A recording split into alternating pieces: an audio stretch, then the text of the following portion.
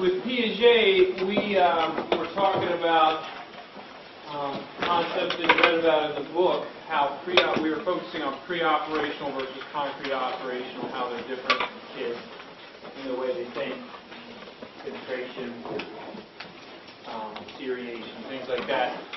So we were kind of talking about what concrete operational kids could do that pre-operational couldn't, but another way we need to define concrete operational is in terms of what can't they do.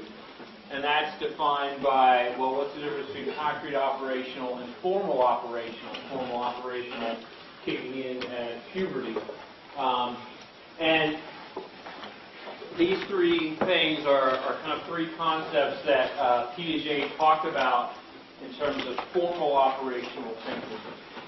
Concrete operational kids are good at thinking logically about what they can see and thinking practically about how the world works.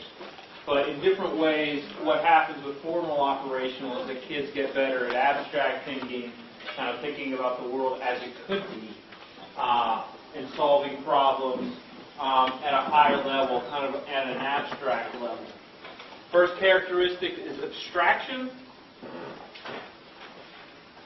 First of the three. Got a video that describes that a little bit.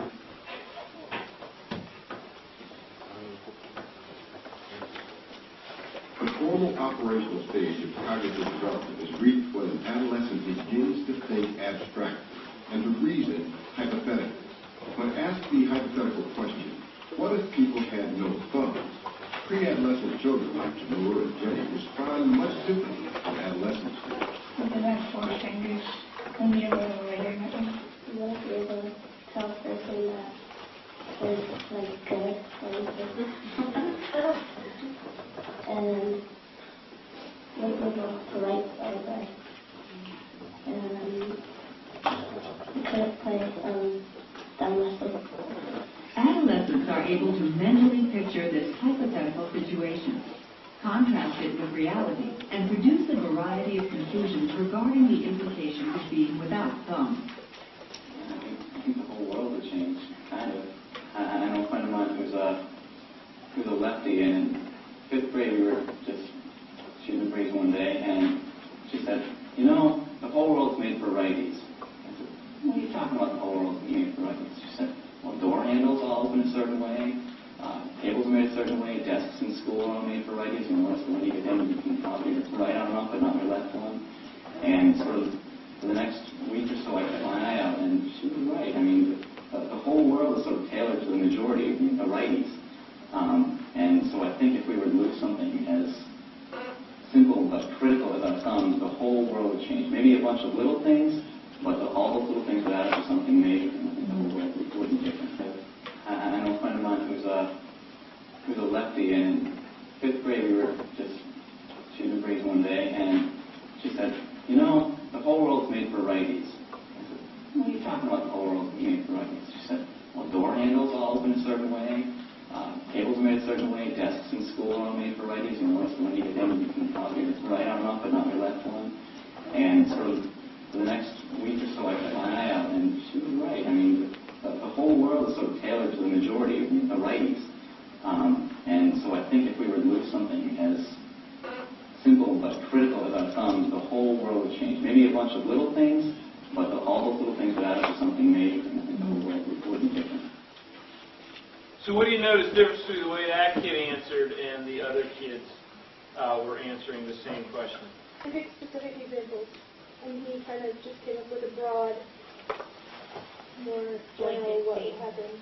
Yeah, and, well, not just a blanket statement, but, I mean, in a sense, abstracted. I mean, they're thinking about, okay, all right, I don't have a thumb there. What does that mean?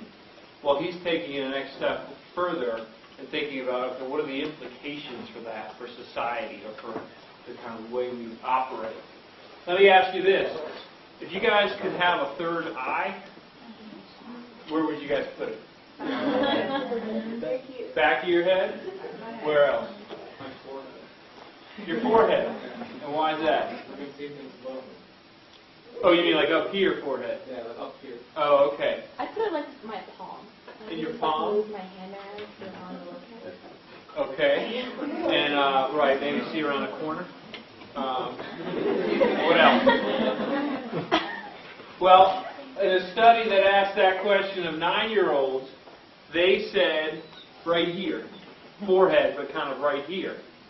And so what you guys answered was kind of the world of abstraction, the world of possibility. Well, let me think a second. What would be really, not the way things are, but if I could put it anywhere, yeah, I could put it here, or I could put it up here, on the back. You said back, right?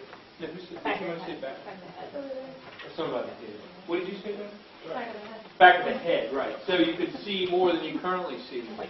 And that's because you can separate yourself from kind of the world of the way things are. But the concrete operational kids, you know, they think, oh, well, eyes go in this place. So if I had a third eye, it would go like right here, or you know, somewhere in this area, as opposed to thinking possibility.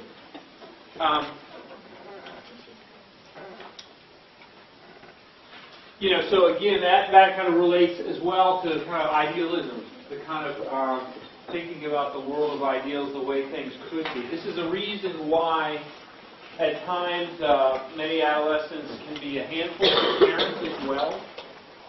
Instead of, they can think about, oh, how my family should operate, how you guys should parent me, as opposed to the way things are. You also see adolescents getting into things like religion and philosophy, politics, how the world should run, the way people should behave. Thinking about, well, if everybody just, you know, if everybody pitched in $50, we could end homelessness, you know, or things like that. The kind of the world of possibility and thinking on a much more global way about things. There's a phrase. Have you heard the phrase? Many of you may have heard this phrase.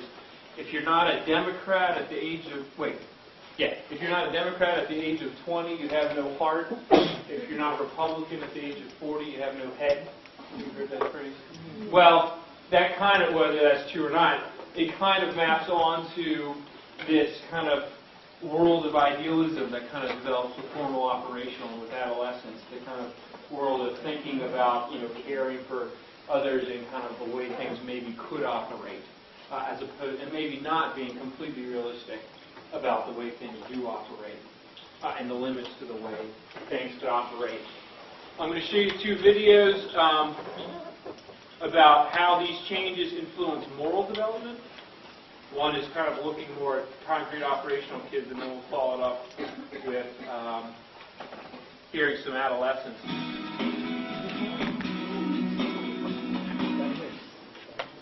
The basis of children's reasoning and judgments about moral decisions changes over time. Children between the ages of 6 and 10 tend to judge acts as unilaterally right or wrong, focusing on rules and consequences. Intentions are often neglected. I'm going to read the story now, and then I'm going to ask you some questions after I read the story, okay? You ready? Okay. In Europe, a woman was dying from a special kind of cancer. In the same town where the woman and her husband Heinz lived, a druggist had discovered a possible cure. But the medicine cost much more than the woman or her husband could afford. So Heinz, the sick woman's husband, then borrowed all the money he could, but still only had half of what he needed. Heinz told the druggist that his wife was dying and asked him to sell the drug cheaper or to let him pay later. The druggist replied, "No, I discovered the drug and I'm going to make money from it." Heinz then became desperate and broke into the store to steal the drug for his wife. Should Heinz have stolen the drug? Oh, what do you guys think? Should Heinz have stolen the drug? He's going to say no. Huh? Yes, but I think the kid's going to say no. Yeah. Oh, you already said no. Yeah. Well, that just shows what I know. But there's going to be other kids. He's not the only one. You think the answer is yes? And why? Because his wife needed it and she was going to die without it. And it wasn't important to, like, the survival of whoever owned the drug. But isn't it wrong to steal? It's wrong to steal sometimes. Huh? It's wrong to steal sometimes. It's wrong to steal sometimes. Okay. Other thoughts? Should they Heinz steal the drug? Yeah. It's wrong to steal, but the guy he's stealing from is like more wrong in putting money over the wife's life. Like, you know, more you know, much money I'm not going to give to save her life. Yeah. Yeah. I think it depends on like what kind of system of morality you have. Like if you think consequences are important, then yeah, you should steal it. But if you think principles are important, then you probably shouldn't, because the druggist owns the drug and he can charge you whatever he wants for it. Even adults do a more abstract understanding of morals, as in you can, it's not as like lack of logic in your kid, you can understand what's right and what's wrong and what consequences for. Right, and that's a good point, Daniel, is that, and that's kind of what they mentioned already, is kind of younger kids thinking kind of, they want to, like we talked about, they want to learn the rules for how society works. I mean, not just society, but how things work, how blocks and things like that. You know, kids want to learn to practice the concrete, practical things, and that includes rules. They want to learn what are you supposed to do and not supposed to do, what's right and wrong. But then we realize when formal operations hits with puberty, you know, that things aren't as black and white, and that there are shades of gray in certain situations, and that things are more complex in terms of what might be right and wrong at one level, on another level might not be right or wrong. So yeah, it's wrong to steal at this level. But then there's a bigger, higher level of thinking that some people take, which is that, well, in the big scheme of things, is it right for this druggist to be demanding more money, and maybe there should be more justice in terms of economics between people. You know, the whole kind of Robin Hood type thing.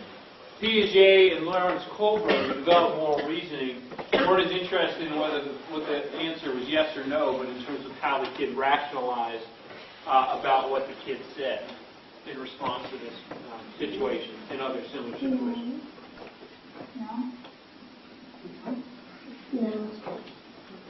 No.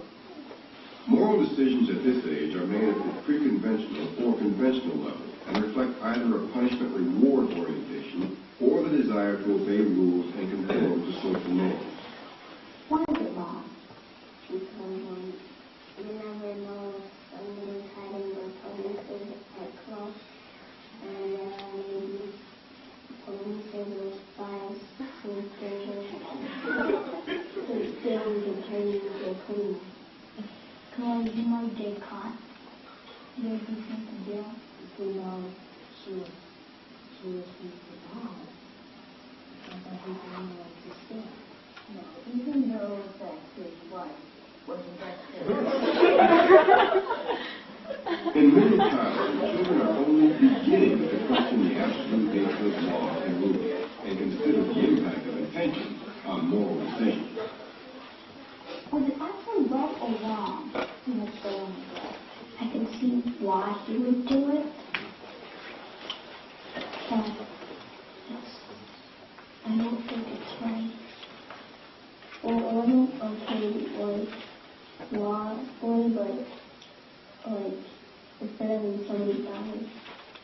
I want to be yes because somebody's hiding or police are close, and maybe police or spies who steal the train to clean. Because you might get caught. You'll be sent to jail. You know, she was wrong. Because I think I know what to say. No, even though that his wife wasn't that In middle childhood, children are only beginning to question the absolute nature of law and rules and consider the impact of intention on moral decisions. Was it actually right or wrong in the story?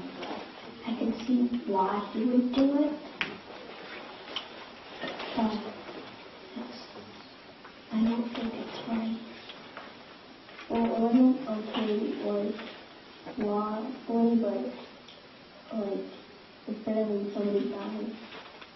I want to be yes because probably cares about his wife a lot and he doesn't want her to die. And say no because it's not right to do.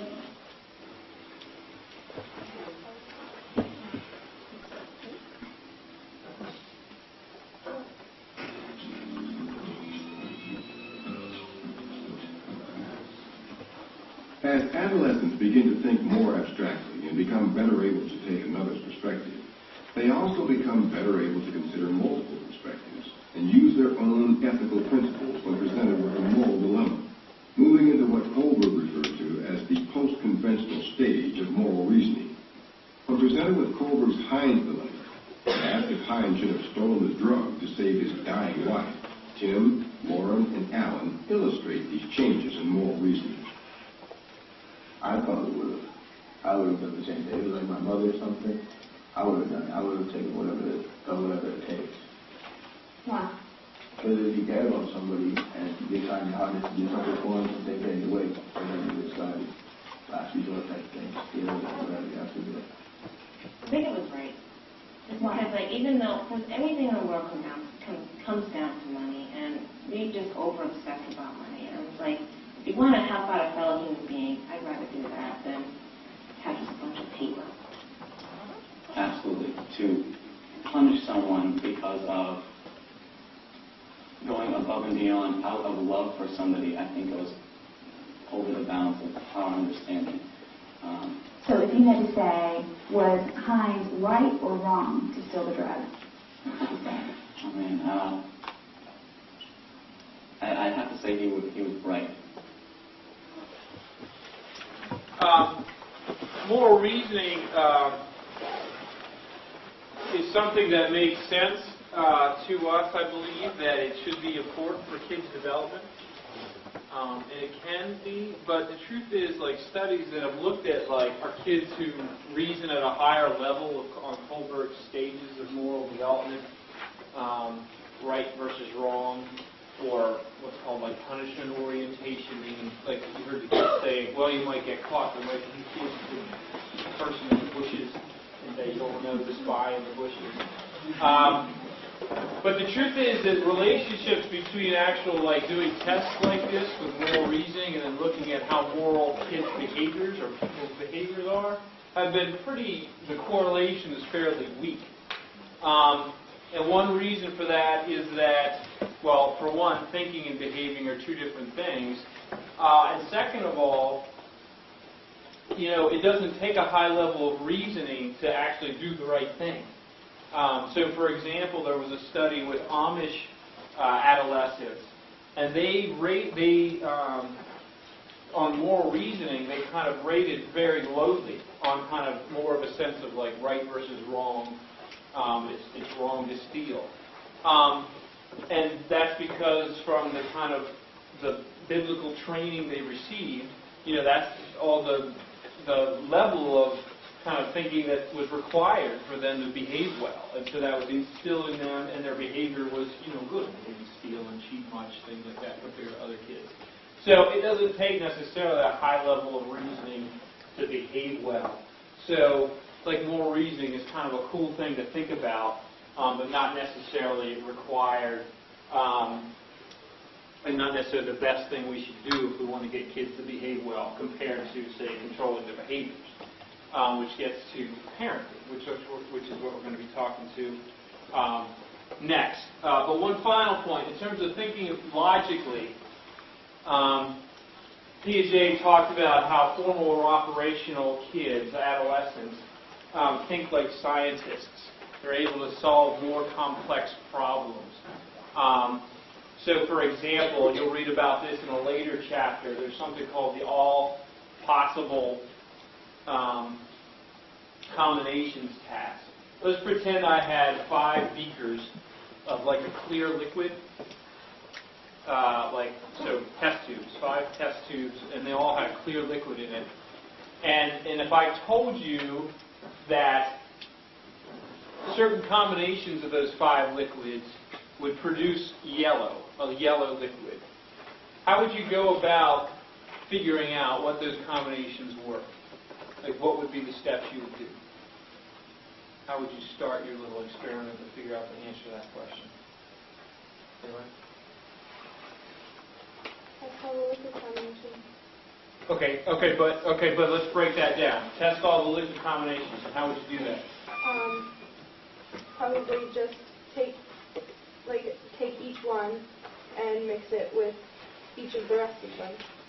So, like, if you have you know, A, B, and C, then take A and mix it with B and C, and mix, you know, B with C, and see if you can get yellow out of it. Okay, and well, right, and you might test, I mean, you might start with 2 at a time. You might do A, B, A, C, A, D, A, E. Yes. B, C, B, D, so on. And then you might do A, B, C, A, B, D, A, B, E. You know, see what I'm saying? So, but in terms of doing that task, concrete operational kids, it's too complex for them. They do test things, but they don't have that kind of systematic ability to figure out, it's like identifying all possible combinations, like to do it in a systematic way and figure that out. They kind of randomly start to check, you know, BD, BE, and they might find one and then just say, oh, that's it. Or they might find a couple, and they haven't realized that they can test all possible combinations.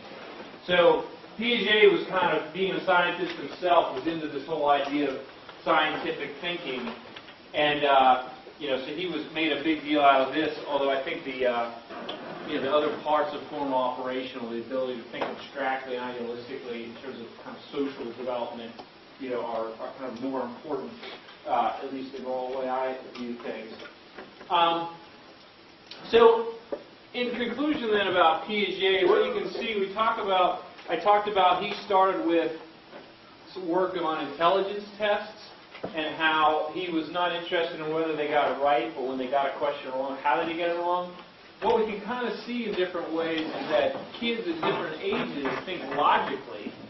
It's just the structure of the way they determine right and wrong and answers is different. Pre-operational, focusing on one object or one piece of information and having a tough time juggling mentally a couple of things to come up with solutions. And then as we've seen here, kind of adolescence and formal operational being more abstract and at least on a moral level thinking at a higher plane instead of right and wrong, thinking there's other things about society, the way society could run, should run, that come into these kind of equations too. And so the other criticism of Piaget is that not everybody gets to formal operational thinking, especially in kind of cultures without formal education.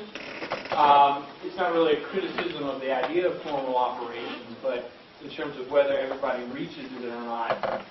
And or that certain people, kind of like we read about conservation, that in certain cultures you might get the formal operational thinking about certain types of objects or certain types of situations, but not about other things. You might not think like a scientist about things you're not as familiar with, but you might be able to do it. There was a study with Bushmen, for example, that, like in terms of tracking prey, were able to kind of do all possible combinations with setting up how they should track prey, but weren't able to do it with other things. So let's stop there about Piaget.